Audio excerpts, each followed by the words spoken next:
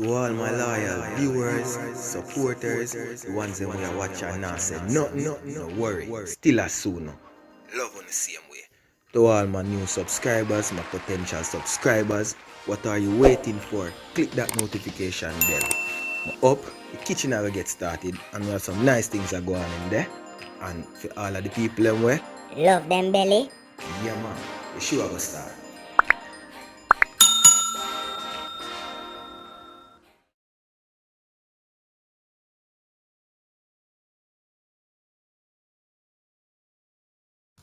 Welcome once again to another exciting, informative, and yet another detailed episode inside my kitchen.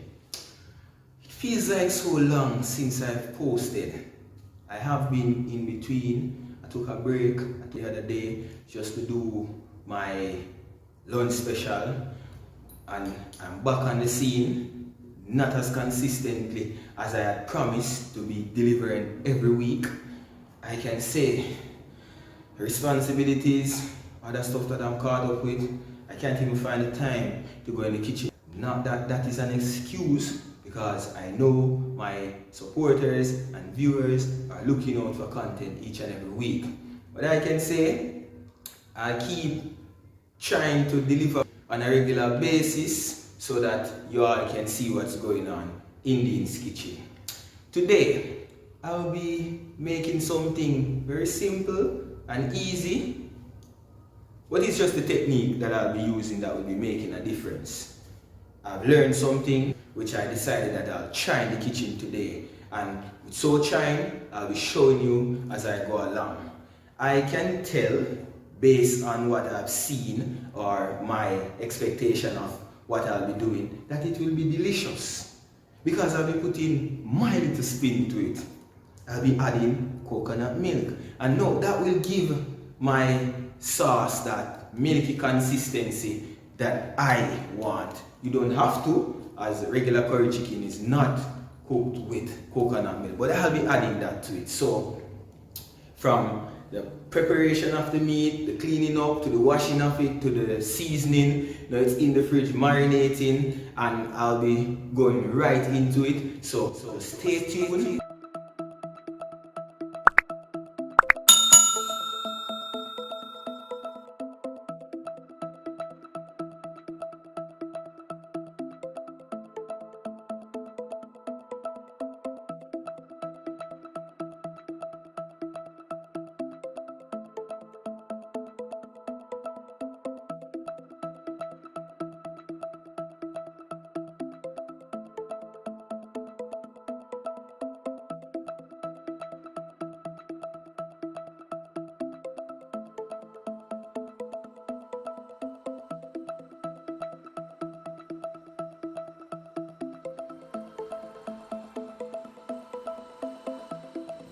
So, on my cutting board, I have 6 pieces of chicken. As you can see in the previous scene, they have been washed with vinegar water and cleaned up. So I have a fat piece of breast here with a part of the rib attached, 1 wing, 2 drumsticks or leg, and apparently this breast has been cut into, not by me, but how I remove it from the bag. So I'm going to curry this chicken, so I'm going to cut them up in bite-sized pieces, or cut them up as small as I can, because you know curry, eating curry, you don't want to be eating it whole like this, or whole. It's not stew chicken. So for this purpose, I'm going to cut them up into nice bite-sized pieces. We're going to do the same for this one.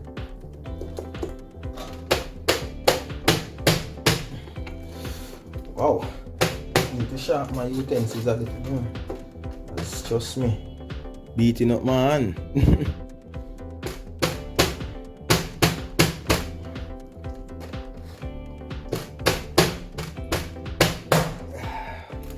Finally broken. Alright, so we cut this leg into 3 parts. Right? Show you what's going on here. Not many pieces as you can see.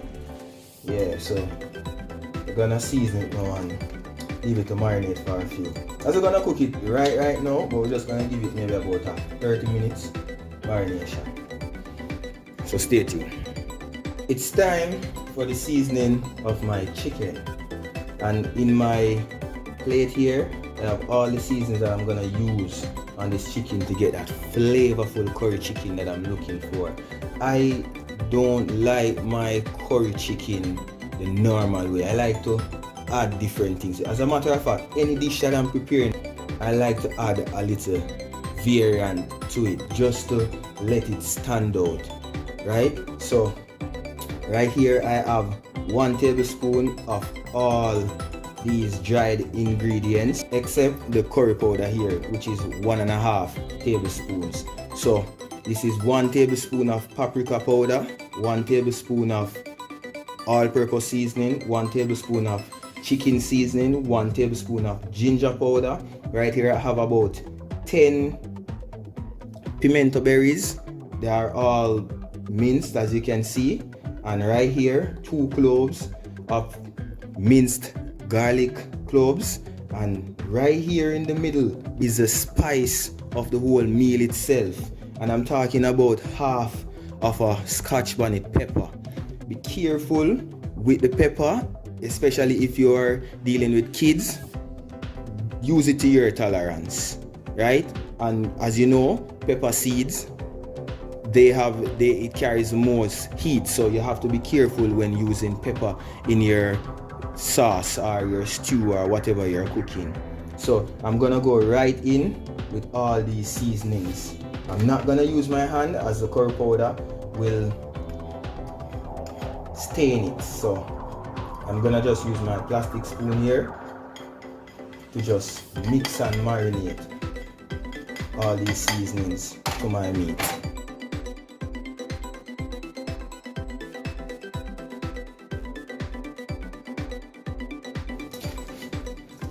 Just so you know, to get all the seasonings soaked, you can just tip a little oil over it, so that just a little, so that all the seasoning can get onto the meat the right way.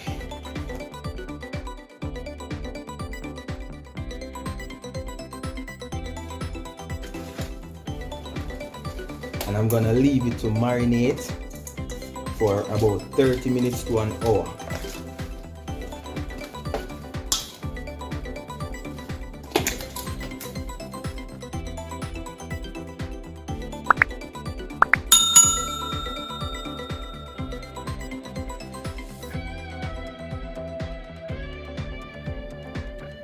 If you're gonna deal with your meat same day, you can leave it on the countertop. It's left up to your preference, but I'm gonna put mine in the fridge, as the cold air will help the seasonings to soak better.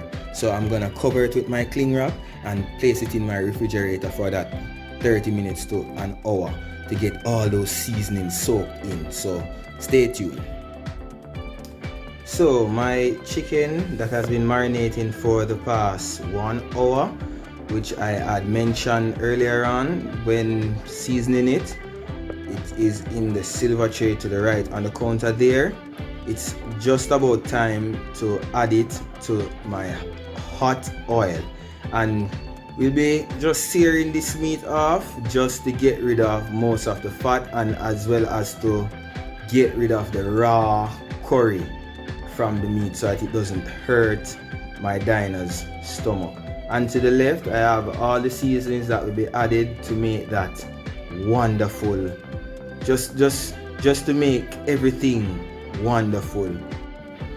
In my saucepan I've added about 2 tablespoons of vegetable oil, and it has been there on the fire top heating for a while. So I'm gonna go ahead and add my pieces of chicken to be seared to get rid of that fat.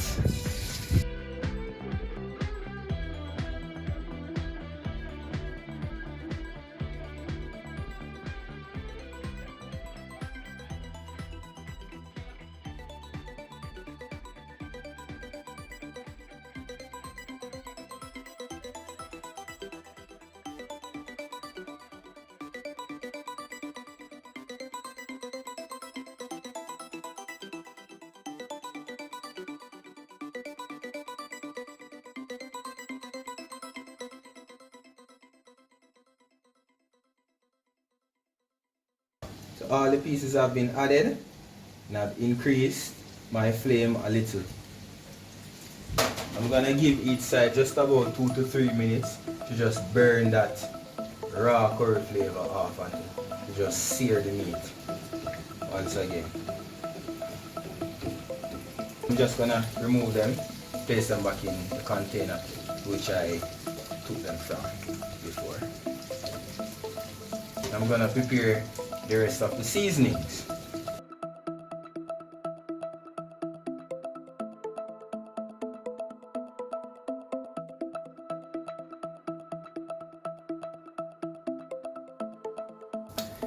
As I had mentioned before, I removed the contents from the previous pot to add to this because I don't want to lose all that flavoring and that seasoning, so I haven't discarded it. I just transferred it to this pot, which I'll be adding my Irish potatoes to be fried gently. And I'm using yellow Irish potatoes as these cook way faster than the white ones, and also when it melts into the sauce it will give it that creamy consistency that I want. And in my pot over here, I don't know if you can see it properly as I can't really keep reclining this tripod stand. I'm alone in the kitchen today. My wife is not here with me, so I have to be doing everything on my own. Yes, I found a way. I purchased a tripod stand from Amazon, which has turned out to be very helpful to me right now. So the oil has heated to the temperature that I am looking for, so I'll go ahead and add my Irish potatoes first.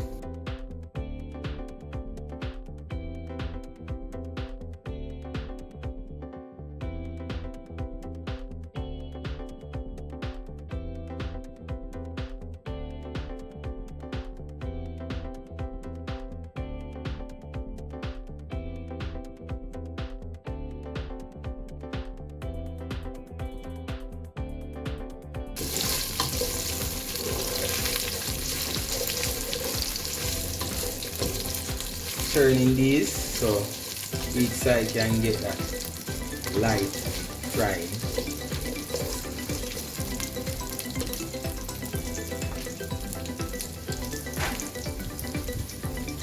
So this hot water to my left, I'll be adding my coconut milk to it, which will eventually be added to this.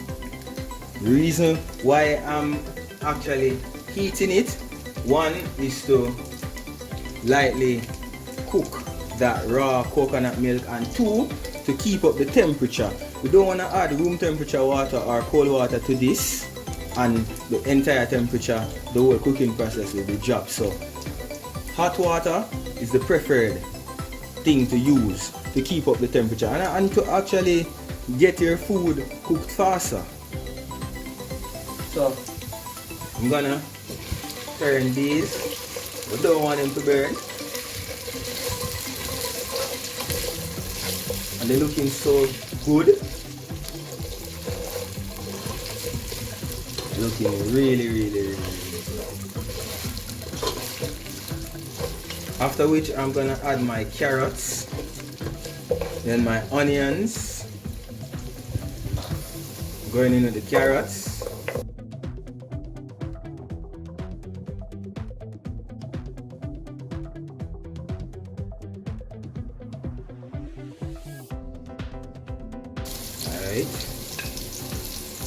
And ensure that your flame is on low, but you don't want to burn these.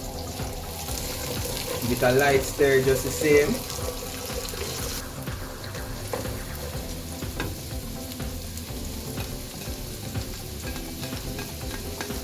I'm gonna give it that stir.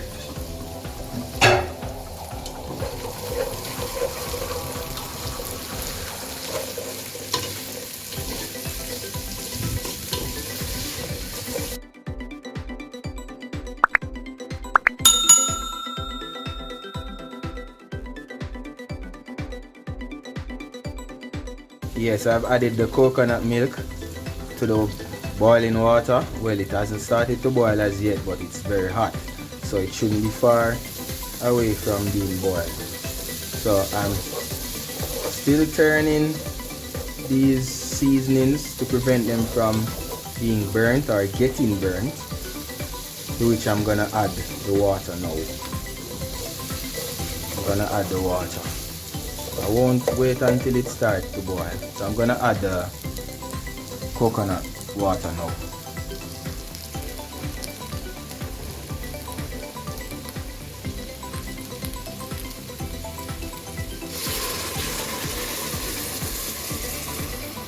Look at that.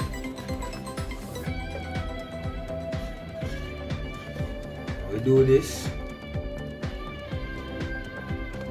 Let it be brought to a boil before adding our chicken to be cooked. Look at the gravy already. Hasn't reached that thick consistency because it was just added. Eventually it will. Alright, so stay tuned as it progresses. With about 2 minutes in, after adding my coconut milk, I'm gonna go in with all of my meat at once. Taro. And allow these meat pieces to be cooked.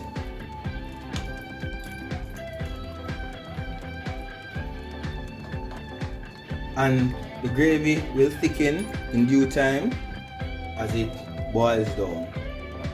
But we have to add the meat at this time because we want it to be cooked. Remember, it was only seared. So to allow it to be cooked, we have to add it at this time and ensure that all the pieces are submerged, are partially submerged as best as possible so that they cook evenly. So I'm gonna cover my pot and allow it to sit here for the next 5 to 7 minutes before I check back and taste if it needs any seasoning where necessary. About 7 minutes in, I'm gonna check this to see if it needs anything, and also to check the consistency of my gravy.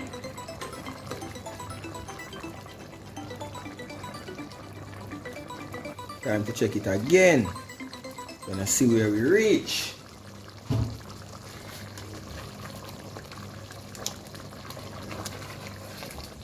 Alright. Look like we got somewhere.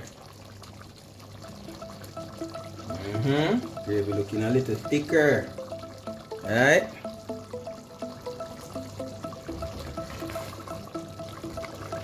Don't want it to boil out too much.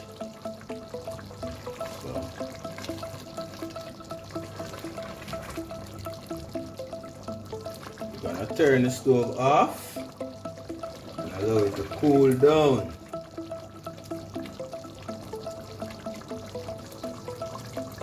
Nice and thick. Wish you could taste it. Turn the stove off.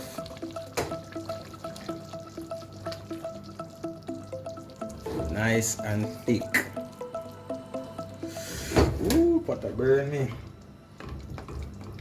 Right there, right there. Yeah, you hear that? Nice and thick right there.